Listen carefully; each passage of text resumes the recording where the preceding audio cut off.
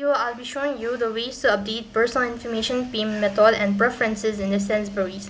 So in order to update your following information, you have to follow the steps. First thing, go ahead and open up a browser, type in sainsburys.co.uk, and over here type in the information or your credential. And while you're on this page or logged into your account, go to my account from the top right hand side. It's going to take you to the info page. Here, scroll down a bit and you'll be able to find this information as personal details, address, payment card, nectar card, delivery address, all that.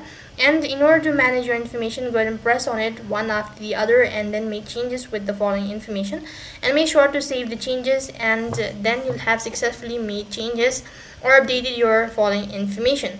So that is how you could go ahead and update your personal information, payment method, and preferences on the Sainsbury app itself. That is all for this video. I hope the video was helpful. Make sure to like, share, and subscribe to our channel.